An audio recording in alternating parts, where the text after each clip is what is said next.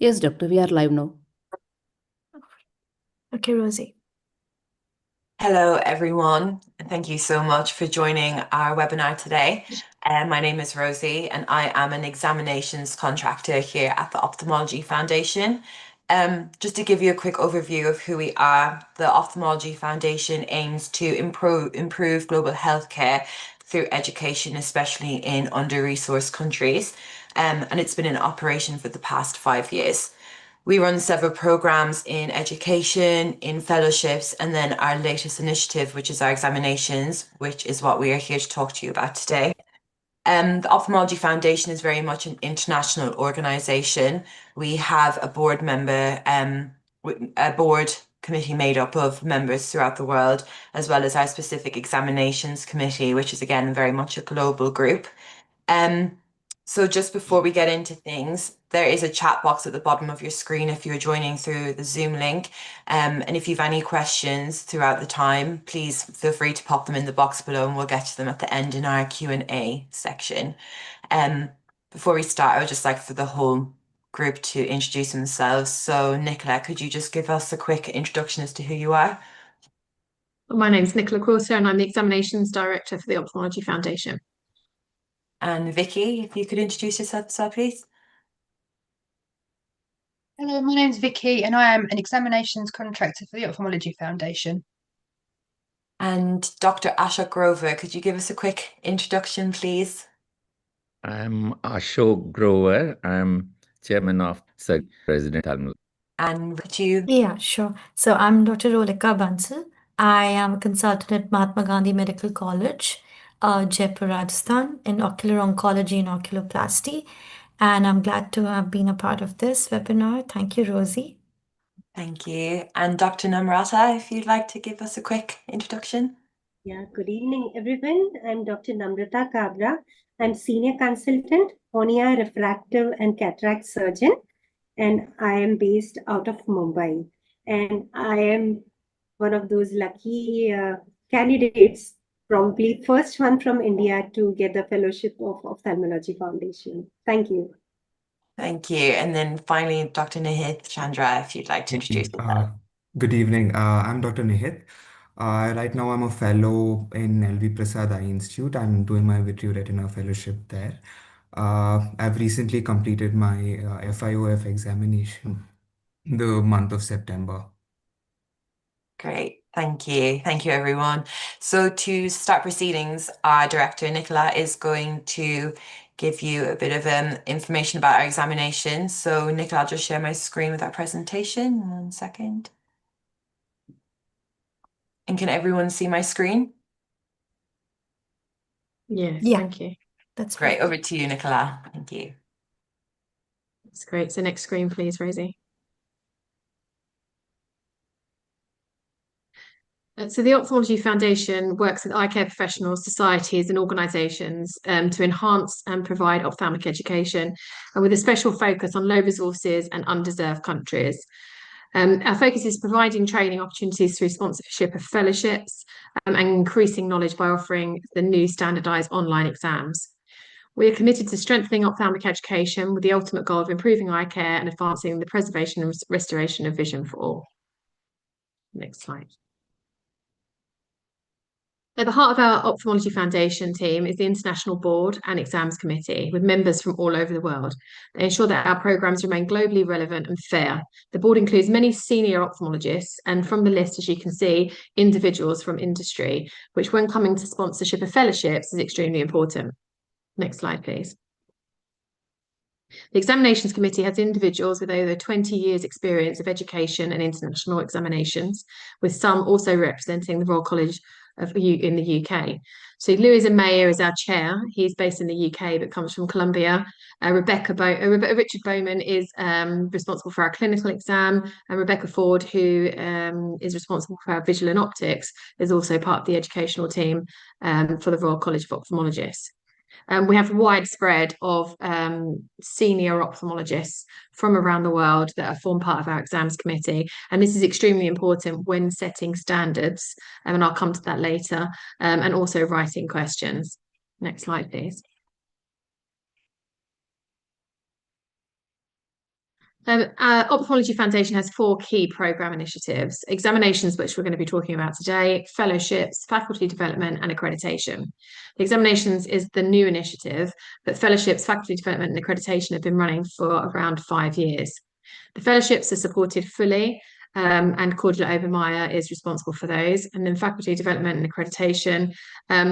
Faculty development is providing tools and techniques and resources for training, and then accreditation is a review process of ophthalmology residence training. We believe that these 4 programs work hand in hand. So if you're a new trainee in ophthalmology and you're starting the process of taking the Ophthalmology Foundation exams, and once completed, you have the chance to then apply for a fellowship. And we're currently running about 100 a year, fully sponsored. Then you'll go on to faculty development as you become a consultant, and then one would hope that you'd like to have your institute accredited by the Ophthalmology Foundation. Next slide, please. So we're here today to talk about exams, and they're new online exams available at a centre near you, and we bring the exam anywhere in the world. So we have a 100% success rate on that so far. So if you go on and apply through the portal and you do not see an exam centre that is close to your location, then please select other, type where you'd like to take the exam, and then we will be able to hopefully accommodate you. We run these exams twice a year with our sit-ins in March and September, and registration is currently open for the March 25th this year. We work in partnership with the Wills Eye Hospital in Philadelphia and also the Wilmer Institute in Baltimore, and I'll come further on to our partnerships later. But why do we run these exams? We run these exams because they serve as several critical purposes. They set and maintain high standards in ophthalmology across the globe. They benchmark the knowledge and expertise of professionals like yourself at all levels, and they support your career progression. And most importantly, we believe that supporting you, that patients in turn receive the best possible care. The exams are mapped to the BCSE curriculum, and we provide suggested reading lists and materials via our website. In addition, we're also collaborating with Cybersight to create a dedicated preparation tool to support you further. They're recognised certifications to enhance your professional career. They're criterion reference and ANGOT method of standardisation, which again goes back to our exams committee, the senior ophthalmologists who have been trained in standardisation. You'll see from the bottom here as well that there's a David and Molly Pyatt Foundation travel grant, and that's awarded to the top passing candidate of a clinical exam over the 2 sittings annually, and that's $10,000. And I had the pleasure of phoning our awardee last year who had trained in Ethiopia and took their exams in Rwanda because they were living there at the time. And he is going to use his award to travel to the American Academy in New Orleans this year, and then extend his stay to go to a training centre and gain experience. So it was a great pleasure to make that call. But if you're taking the clinical exam, then obviously you have this opportunity. And the visual sciences are reduced, the cost of this is reduced for India. Visual sciences is $350 US, optics and refraction is $250, and clinical ophthalmology is $450.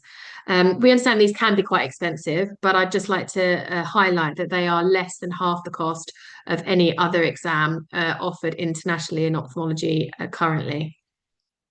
If you also apply in a group of 4, if you're a member of YOSI, then you will receive a 10% discount, which is a group discount. So all 4 of you would need to apply, and then let us understand, let us know, and then we can put that against and reimburse your cost, the 10%. Next slide, please. So the benefits of the exam are quite significant. They're internationally recognised, yet cost less, as I said, than any comparable exam, and can be taken in your own country.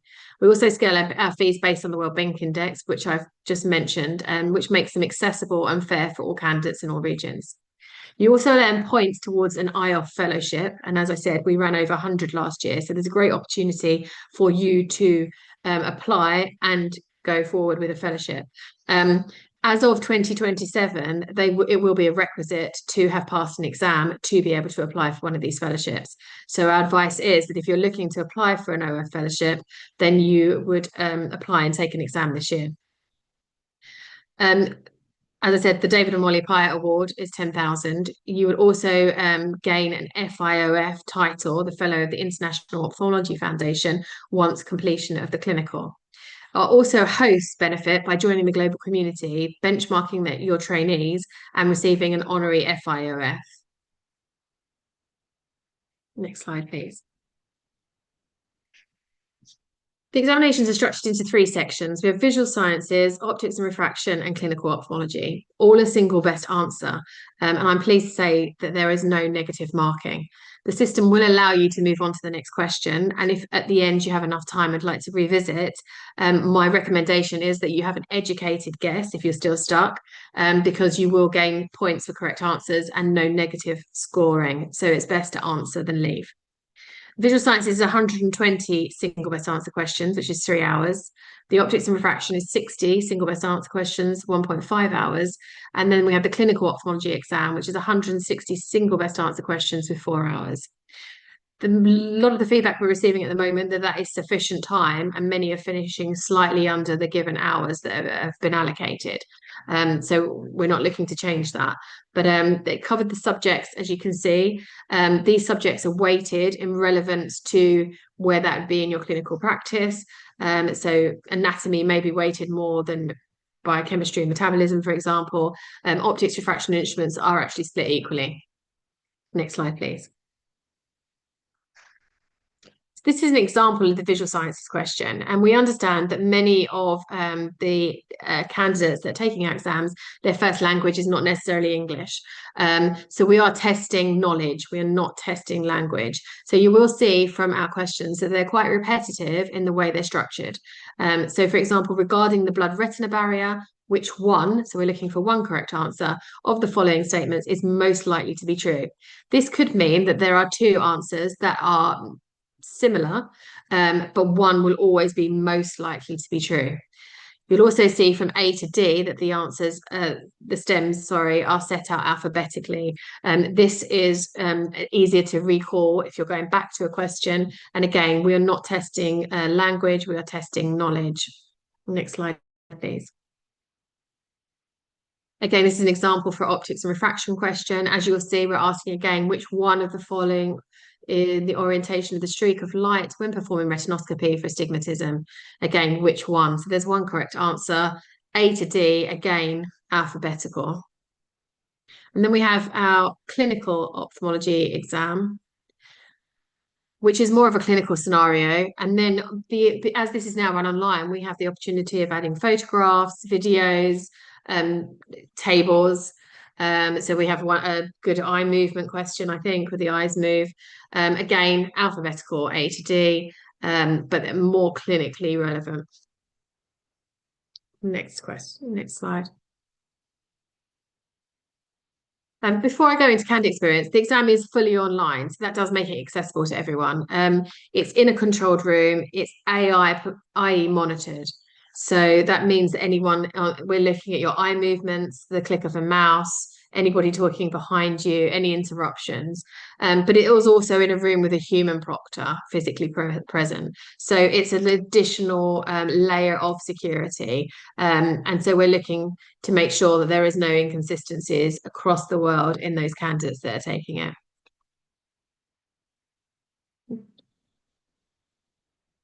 So sorry, can you go back, Rosie? Sorry. The impact of these exams have already made a real difference. Many candidates in dozens of countries have taken them and advancing their careers and rating standards. In many undeserved regions, they're helping ensure the patients receive better care in their own practice. I was lucky to go to the American Academy last year in Florida, and one of the candidates came up. They were successful in the March sitting, and they said passing this exam opened doors that they never thought was possible. And what they meant by that is that they then went on to apply for an IOF fellowship and were successful, and they're going to take that later this year. But as you can see from these candidate experiences, a lot of feedback is it's affordability. We do have an inbuilt platform that allows you to spread the cost over 3 months. You'll apply, pay a third of the exam fee, and then subsequent 2 months you'll be notified for the next payment. They're well structured, clinically orientated, and tested both knowledge, theoretical knowledge, and practical understanding. Also, it's a smooth experience. The system that we use is actually from a company called Merrytrack that is actually based in New Delhi, and it's a seamless process from logging on, registering as a candidate, to making payment, to them getting access on exam day to take your exam. Next slide, please. And we're not just a membership organisation as well, but our impact is strengthened by our partnerships, and one of those being YOSI. We work with prestigious organisations like WILS and WILMA that I mentioned earlier, and we're also working with the African Society of Ophthalmology, COEXA, Pan America. We're also building strong new relationships, and we've just recently signed MOUs with the Turkish, Mongolian, Nigerian Society. Pakistan has just come on board, and we're looking to get involved with Sri Lanka at the moment. So that's really important to us. So we're not looking for, membership, them being membership and paying us. We're looking very much collaborative. And we're seeking new collaborations continuously with societies, organisations to further strengthen our global reach and impact. These partnerships do help us expand our reach, ensure relevance, build stronger a global community. Next slide, please. And here's a few more that have been signed recently. Next slide. Looking forward, we have ambitious plans. We aim to reduce the cost even further, add more partners globally, increase access to undeserved regions, and expand our offering with additional fellowships and subspecialty exams. From September, we will be running a retina and glaucoma exam, and both of those will be 120 questions over a 3-hour period and will be available on exam day to those that have been successful in the clinical ophthalmology exam or have passed something equal that we will look into. Just importantly, we listen to you as our candidates and our colleagues. So if you have any feedback or ideas of what you'd like to see in the future, then obviously please let us know, because your help continues to evolve and improve us. There's a QR code here, but so if you scan this, then you'll get on to further information. But we are on also social media. I'd just like to reiterate, we are modern, efficient, and affordable. You can take the exam, as I said, within your own location, which also reduced costs, because we know what it's like to travel, book a hotel, and get to the event 2 days before, so you need 2 days off work. So we're trying to bring it to you. In summary, the Ophthalmology Foundation's exams are the heart of what we stand for, and we're setting up holding the highest standards of ophthalmology, empowering you as professionals to grow and improving outcomes for patients around the world. Every candidate, so you, becomes part of our global community committed to excellence in eye care. We're proud of these exams and what they've achieved so far, and we're glad to be working with YOSI, and we're determined to make them even more accessible and relevant and impactful in the years ahead. Thank you for your time today, and I look forward to receiving your application soon. Thank you very much, Nicola. That was great. Just before I hand you over to Dr. Grover, I'd just like to remind everyone that if you have any questions throughout the course of this webinar, please feel free to drop them in the chat box below, and we have some time at the end to get back to them. So Dr. Grover, if I could hand it over to you now. Thank you. Thank you. It's a privilege to be associated with the Ophthalmology Foundation for last several years. I've been associated with all the aspects, including accreditation, including examinations. And I know that this team is so dedicated to ophthalmic education for a long, long time, and they have a long track record in running some of the most reliable exams, the only international exam that was being held for a long time. And the team that created that exam is now with Ophthalmology Foundation, creating this great internationally standardized examination. So I'm going to talk to you about the relevance of this exam to the Indian context. I hope you can see my screen now. Yes, sir.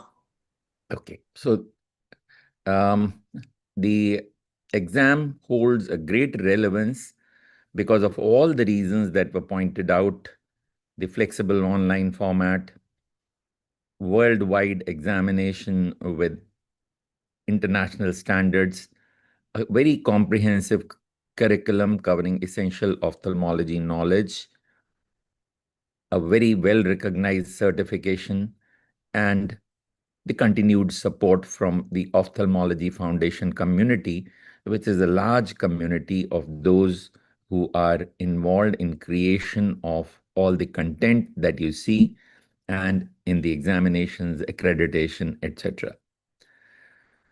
So all these positives have been pointed out to you, that it is important for the fellowship program of the Ophthalmology Foundation, which is one of the most extensive with over 100 fellowships.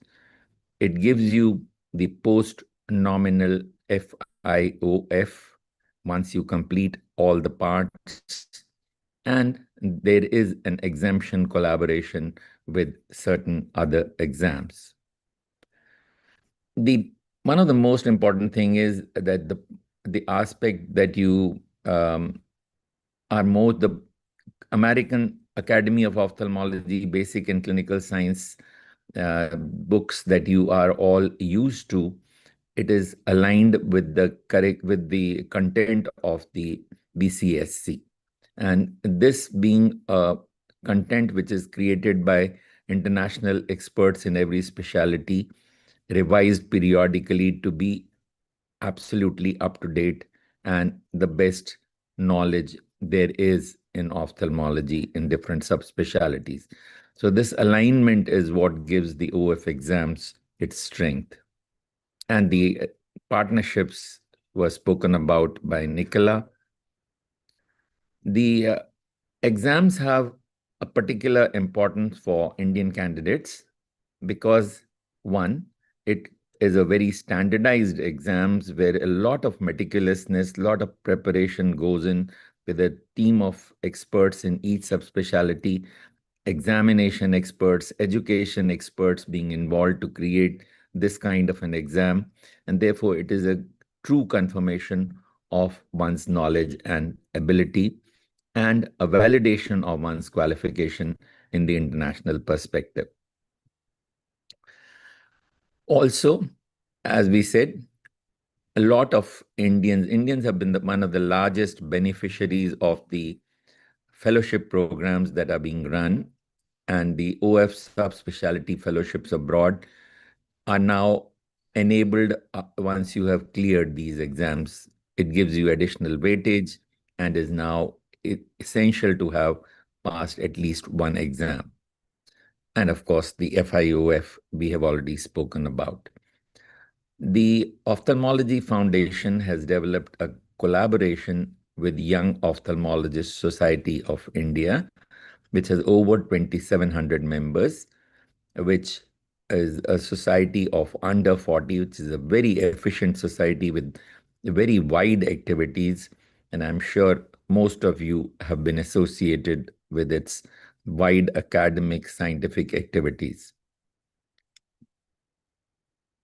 The Ophthalmology Foundation is very friendly to the candidates because it provides a lot of comprehensive information and guidance for preparation of the exam. It gives a reading list.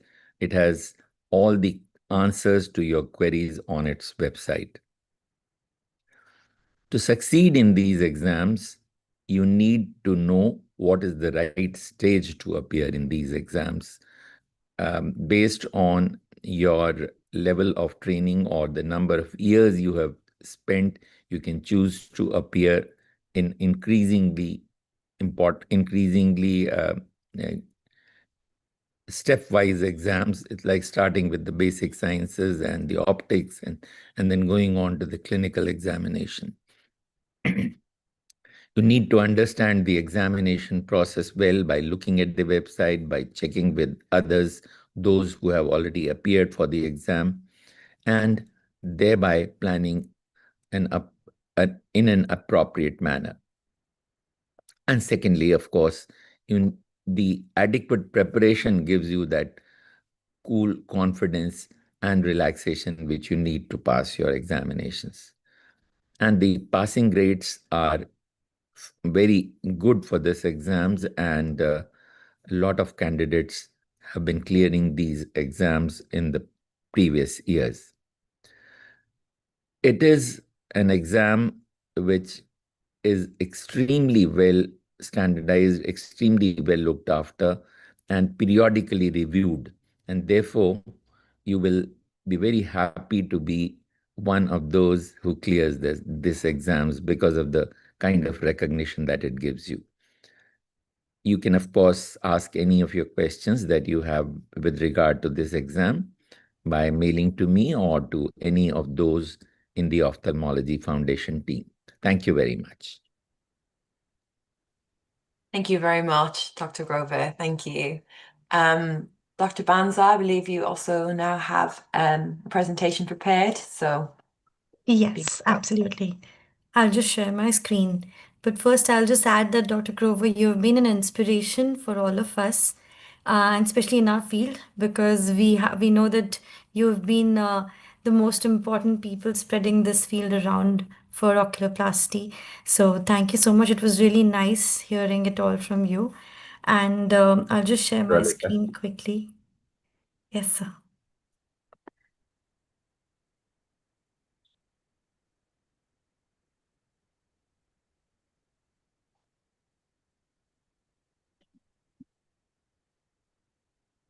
So is my screen visible? Not yet, Ralika.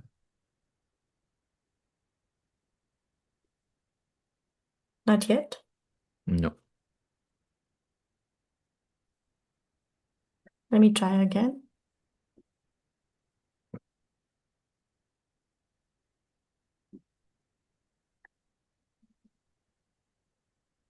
I think it should work now. Is that visible now? We see a blank screen. Mhm. It says Ralika Bansal has started screen sharing. Oh, Yeah, now, Okay. All I can right. see it now. yes. Okay. Perfect. So I'll be talking about their investment in our education. And that's just a perspective that I'll be sharing with all of you, and I'll explain what it is. And I'll just briefly tell about that I am in ocular oncology and oculoplasty, currently in Jaipur, Rajasthan, and I've been trained in India, Hyderabad, by Dr. Santosh Honavar, and followed by Dr. Carol Shields and Wilzai at USA, and with Dr. Don Kikawa in San Diego, USA.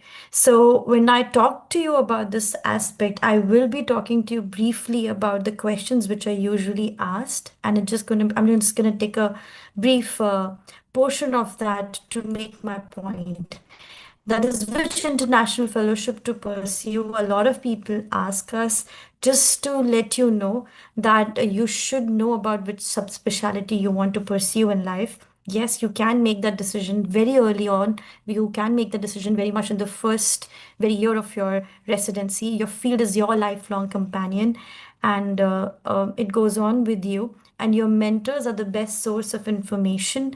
You always land up following their experience, and that's why international fellowship becomes a part of what they went through, and that's how they guide you to go forward. Like, for example, for me, Dr. Honavar had gone for Wilzar fellowship, and he made sure that he guided us to go on to do the fellowship as well.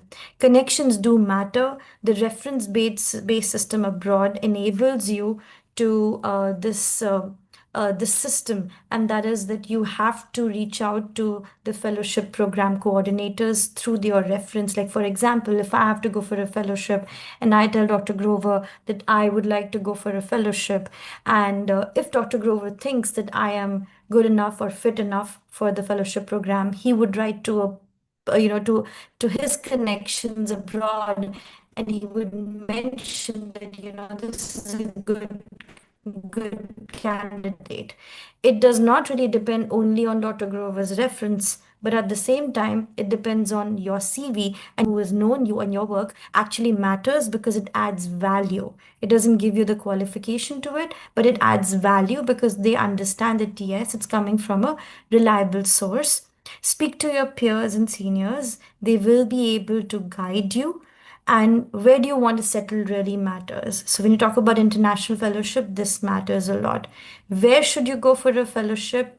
where's the world's best in your field, explore the acceptance patterns of different fellowships, explore the work environment of different fellowships. Not everybody can handle every type of fellowship.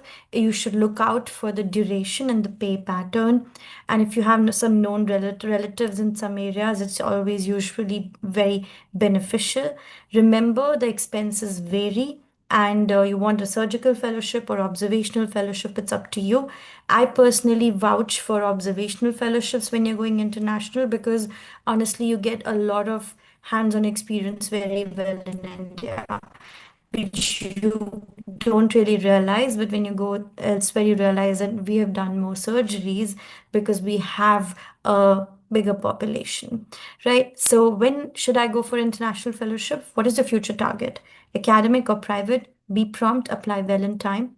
You can have an institutional support. Some of the institutions even back you up while you're going for a fellowship. They do fund you in terms of giving your salary while you're away. You should keep that in mind. You should ask for it, and you should merge with cadaveric courses if possible in any region.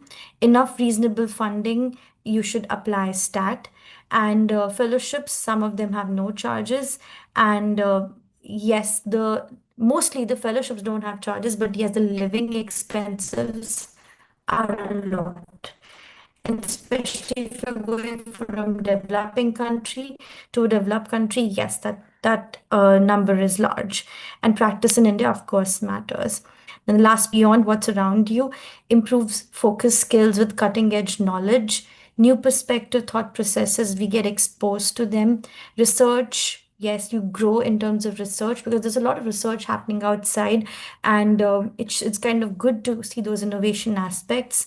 And international network and community interaction, you make friends for life, and it adds value and worth to your work. And international mentors you gain for life. Now, why am I talking about all this? Like, it's irrelevant when you're talking about their investment in my education. Why am I talking about this? If you have these questions in mind, that means that you are looking for a fellowship abroad. And if you are looking for a fellowship abroad, you do require funding. And how do you go about it is another way. So every challenge is a new opportunity. As I said, that my journey started from India and all the way to US, and then I'm back and I came to India. And the question that was asked very often was, how much did this journey cost? How did you manage the funds?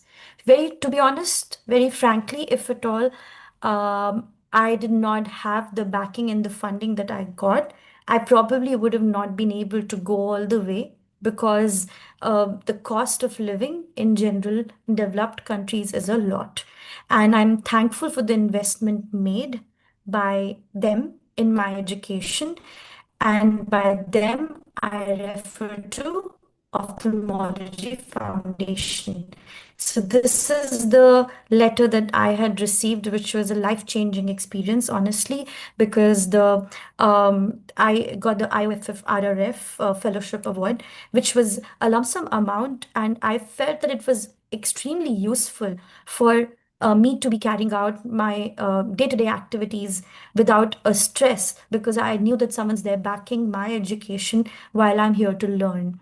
Unless you have that, often you'll end up feeling a pressure that, yes, I need to be able to accumulate money in some way or the other.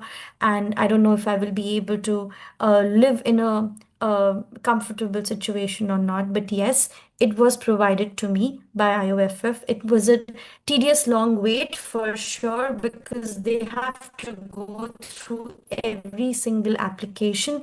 They receive several applications, and it's run by a trusted team of reviewers who review your application in depth, and then you're chosen according to the candidates that apply. And it's not just me, and I'm in fact pretty amazed at the number of people who have received this fellowship.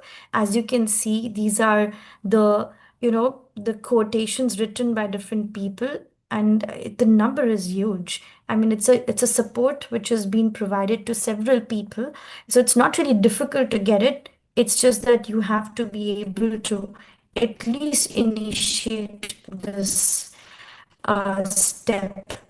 And I in fact landed up searching how exactly do they get the funding. And it's very interesting. It takes a lot to collect this funding. I'm sure that the team over here agrees with me that to reach out to the number of people who have supported or who have added to the foundation, a lot of time goes in reaching out to them, and a lot of efforts have been put by all these people in funding these fellowships. So the funds actually come from these people, which are the donations. And to go forward, yes, this is an impactful fellowship program where 1,600 fellowships have been awarded till now. This is fresh information from today. And they apply, when you apply, you are eligible for 3-month programs, 1-year programs, and 6-month fellowships. So you can choose what duration you want to go for. It's not necessary for you to spend an entire year, and then you can be able to apply for the duration that you require. And yes, it's available for nearly every type of fellowship that you're looking for. Your specialty is right there. And the latest thing that you need to know is that they have changed their format a little bit. All the applicants who have applied prior to September 2027, they will be assessed on the basis of their CV. And if they have passed the examination of Ophthalmology Foundation, they get added pointers. However, from 2027 onwards, that is going forward, it is a mandatory prerequisite for you to be able to pass the exam, and then only you will be eligible for the fellowship. And it's only fair the amount of efforts that go in carrying it out. I think it's okay for you to be taking these exams, because then you stand at a particular platform. You have gone through tedious examinations. You're able to represent your country. You've finished your residency. You're finished for this Ophthalmology Foundation examination, and then you represent yourself on international grounds. So be thankful to the team. Cordula has been extremely helpful. They have 98 host centers in 29 countries. You can apply for the fellowships to Cordula. She's pretty responsive. And I think I have a habit, and I make sure that I visit the team every time. And it's a way of me being thankful to them, because I know that how much effort it must have taken. They were there working hard throughout the conference. This is Miss Christine, Miss Virginia, Miss Cordula, Miss Nicola. I was really happy to meet them, and it's a way of saying, and just a reflection, just something to inspire you all. You're going to make connections for life, and you will live you lived every moment together, so it kind of adds up to it. You see Georgia right here, even she was Ophthalmology Foundation.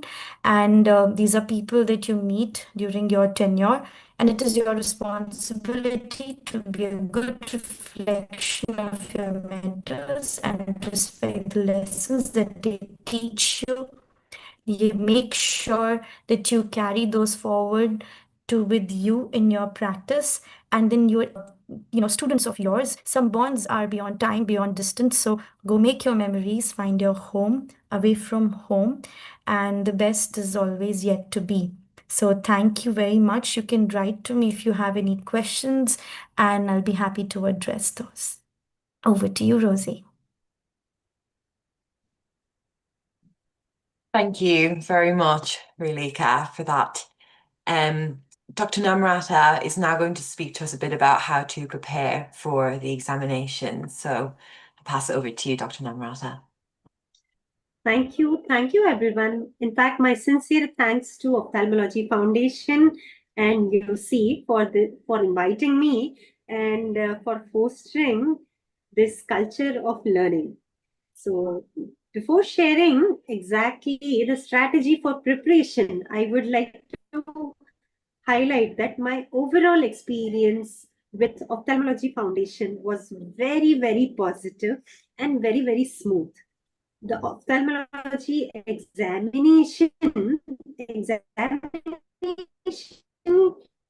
it starts, the preparation starts right from form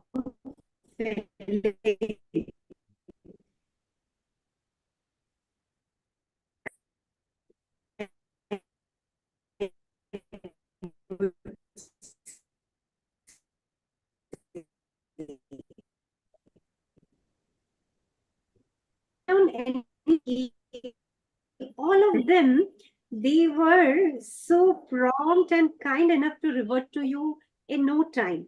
So process was very, very smooth. It was hassle-free. And about examination, when it comes to preparation, before that, I would like to mention, I was the one who has been given exempt for the preliminary exams, optics and basics, because I had appeared for similar examinations, and then I could directly appear for clinical ophthalmology. When it comes to preparation strategy, let me first of all highlight that this is one of those exams which tries to assess your clinical acumen and not rote memory. That is best part about this examination. So when I took this examination, my aim and goal was learning, and that too, getting additional benchmarking against international standards. So that accolade is something which adds on. And I would say, in fact, this is a good, great opportunity for those who are young and newbies into ophthalmology field. Not just that, it's a very good opportunity to brush up your knowledge, to update your knowledge, even for those who are seniors in ophthalmology. Like I appeared for this exam after 16 years of completing my residency, and thoroughly enjoyed this exam preparation and the process. And that's why, when you are taking exam at this stage, you want process to be hassle-free. You want a smooth process. Or I'm sure when youngsters, they take the exam, the reasonable fees is also something which is so important. So this exam has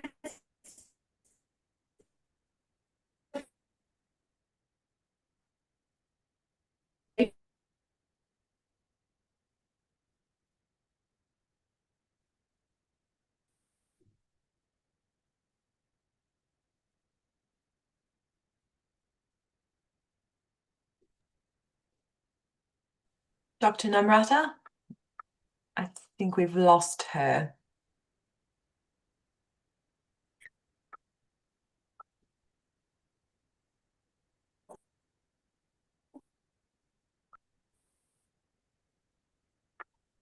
Hi, Am we I can hear you. audible? You're back now. Am We I- lost you for a minute, but you're back now. Sorry for the technical glitch. Yeah. So, but That's okay. I would ensure there won't be any technical glitch during exam. Exam was really smooth. Navigation was smooth. It was very good online platform.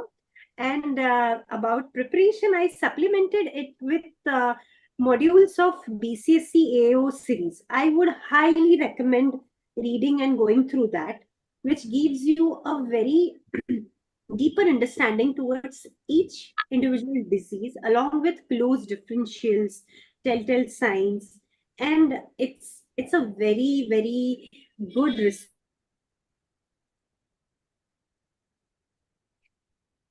foundation examination. It not just tests your basics understanding, but it does also assess how updated you are about newer advances. On this note, I remember there was one question on very recent development of one of the EndoArt device for endothelial decompensation. That was also part of my examination. I was very happy that I could attempt that question because I was knowing the answer. I would highly recommend that you stay updated on your advances. Go through journal readings if possible. At least those high impact articles from good high impact journals will definitely help you for this examination. Apart from this, one more thing which I enjoyed and contributed in for my exam was cyber site quizzes. I would recommend go through that before starting any section of subspecialty reading.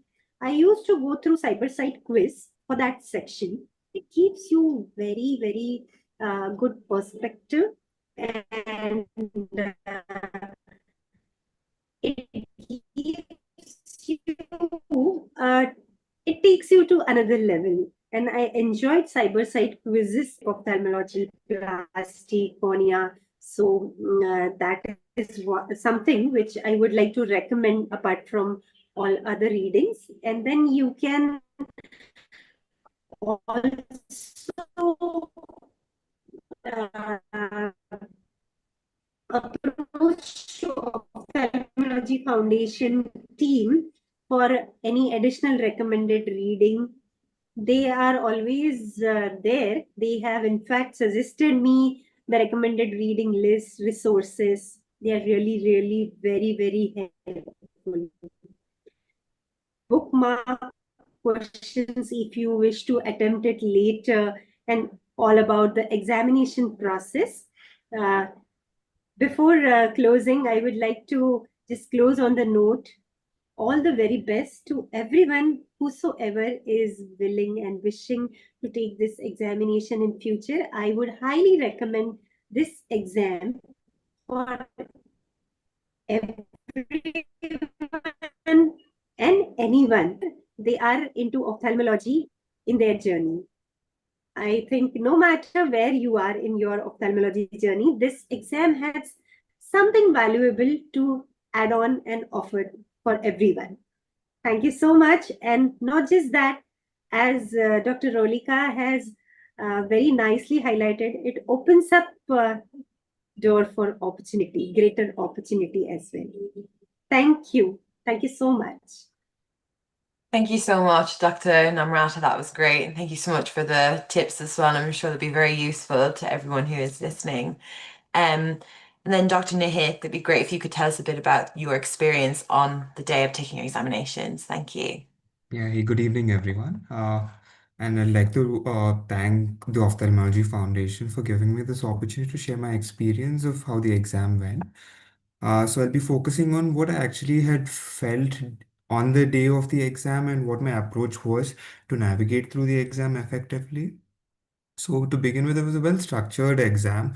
It had, there were three steps. So each and every part had covered all the subspecialties and all the topics like anat, biochem, and imaging and pathology in the first part. And in the second part, it was optics and instruments. The third part, all the subspecialty parts, along with community opthal and statistics as well. So I'd say all the questions were equally distributed between easy, medium, and hard.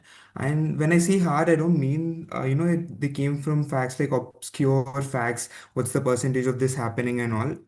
It was not like I was not meant to surprise you, like what's this percentage, what's that, and all. So it was like designed to assess how good of a clinician you were. And there was a clear balance in the difficulty. There were easy questions which would basically test you on core concepts and fundamental knowledge, and medium questions which had a bit of a clinical scenario, and the hard ones would require you to do a bit more of a higher order clinical thinking and decision making. The realization I had during the exam was with the hard questions. You're not meant to answer them instantly, and you don't have to answer every single one of the hard questions. So if you find a question difficult in the exam, just flag it. You can attempt it later and with a much clearer mind. Uh, and usually settle into the exam with finishing the easier questions first, and then towards the end you can spend the rest of the time, which there'll be plenty of once you've done with the easy and the medium questions. You can spend that time on the harder questions. Uh, and most of the questions, especially in the third part, were mostly like, real outpatient and emergency scenarios, whatever clinical dilemmas you have in your daily practice. It was not just rote memorization or recall information. Uh, and for every question, you just have to read what's the question about first and what they're asking, because in a lot of times you end up reading the question wrong. So it might be mentioned which is not, and just read those carefully. And then what you have to do is eliminate the options. There'll be usually four options. Then you have to eliminate the least probable answers. If you can eliminate at least two, you'll be 50% right.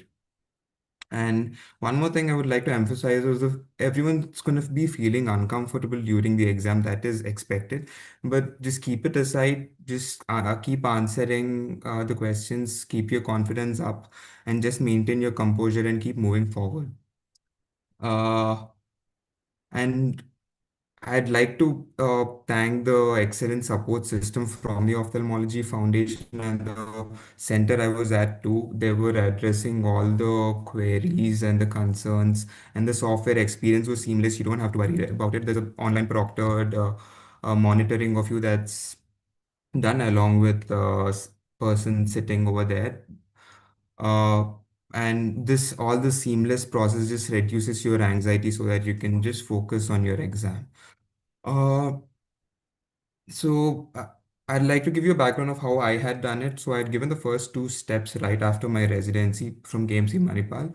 So once, if you give those basic anatomy, optics, fresh out of your residency, it's easier to recollect the theoretical knowledge. You would have gone through your Snell's or Elkington or Kurana or your BCSE books, whatever you have. Fresh out of it, just finish the first two steps, and the third, you can do it later as well because you'd be continuing your clinical activity anyway. So for anyone whoever is preparing for the OF examination, just go give it. Just focus on your basics. You're gonna do well. That's it. Thank you for your attention. Thank you so much, Dr. Nahith, for that. Thank you.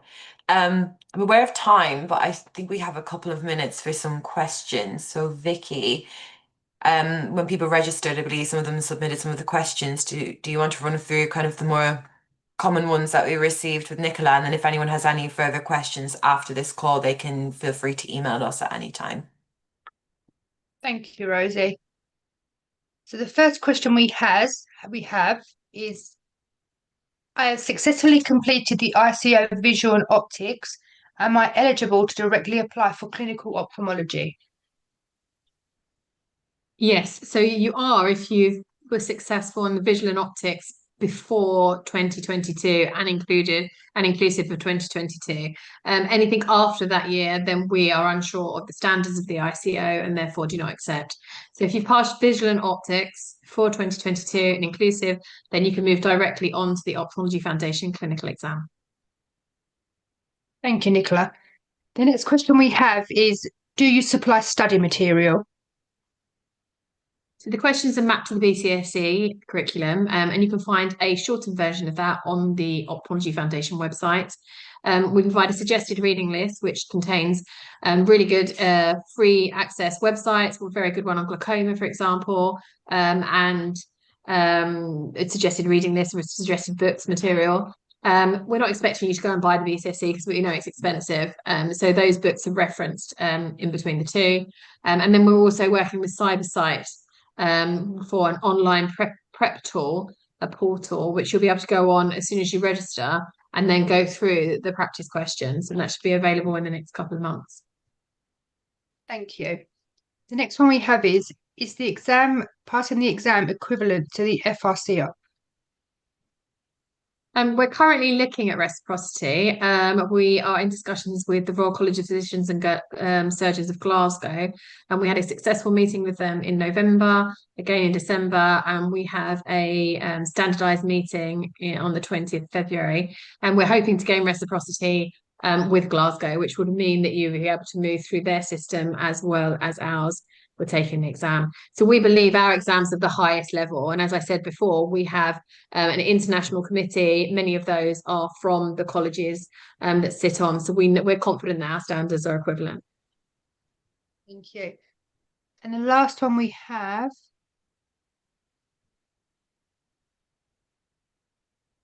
is, if you're a YOSI member, what are the benefits of taking that? What benefits do you receive? If you're a YOSI member, you gain 10% discount on the fees, and the fees are already reduced to the lowest we can currently.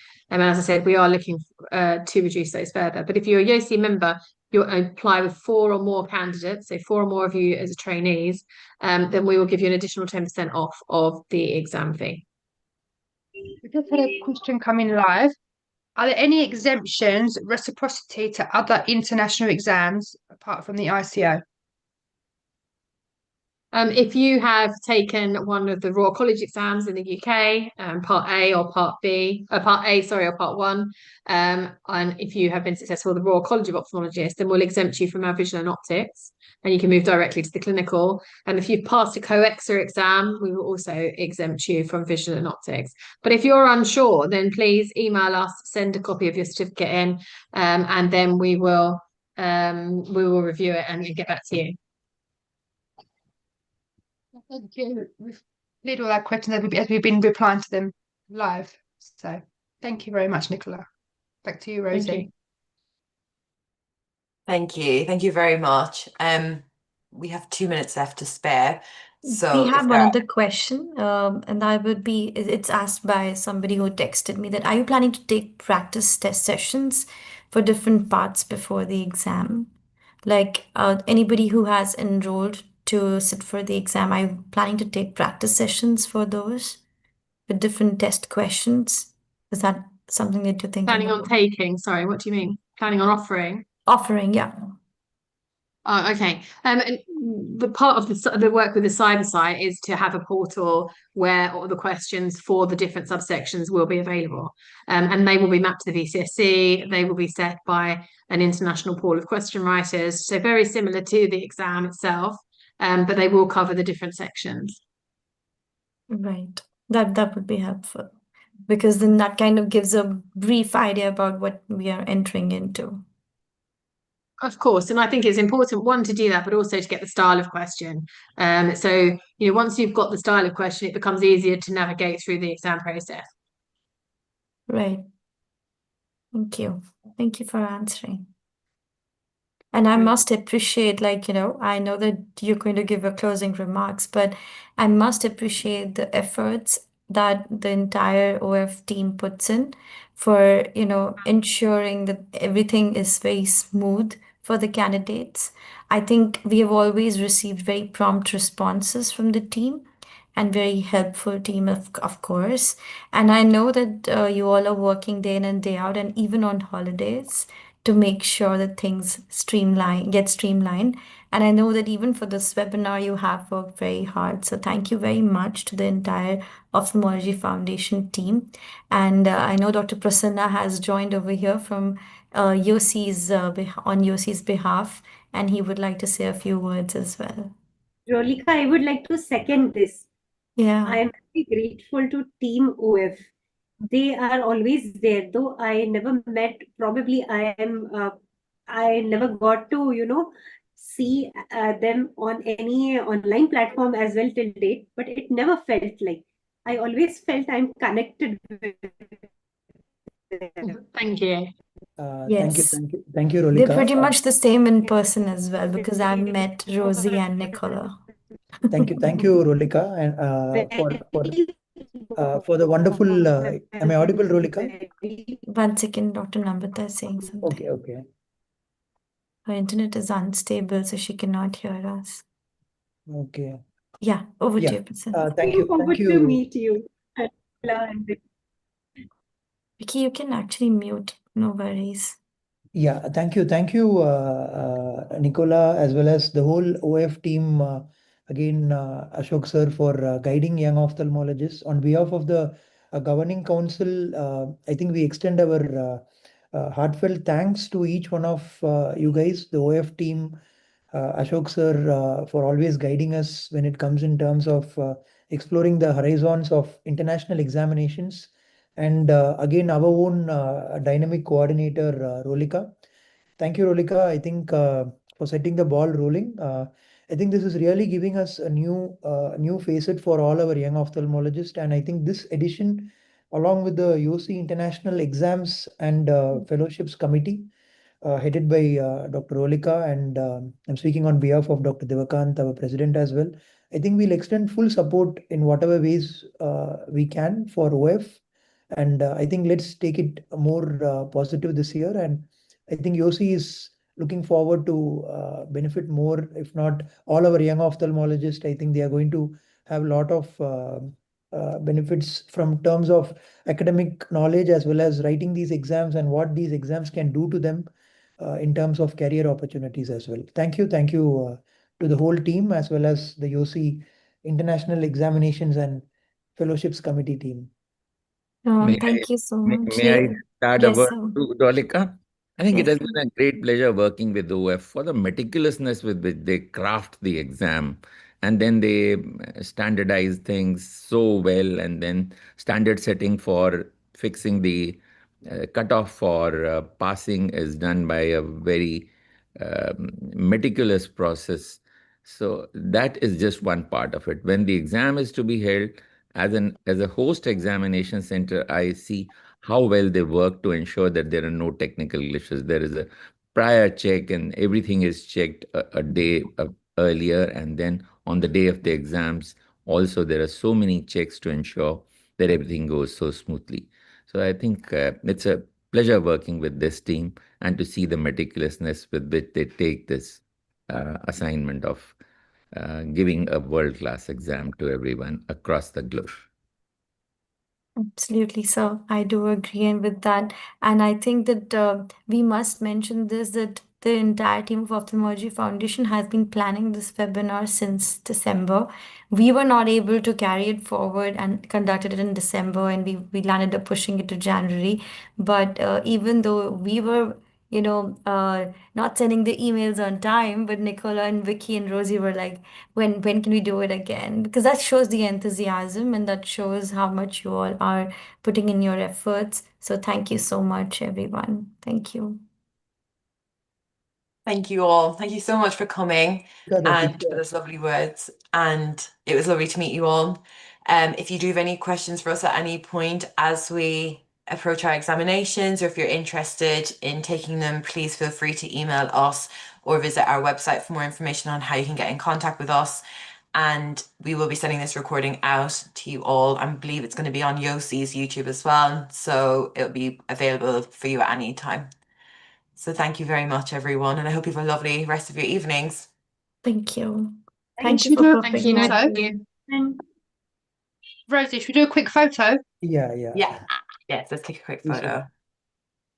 One, ready. Great. Thank you very much. Can we do one with the YOSI symbol as well? I would just have to go like this. Yeah, just this way. Yeah. 3, 2, 1. Cheers. Done. Thank you. Thank you. Thank you, everyone. Bye. Take Have a care. great day, rest of the day. Share this photo through mail Yeah, sure. if possible. Thank you. Thank Thank you. you, everyone. Bye-bye. Thank you, sir.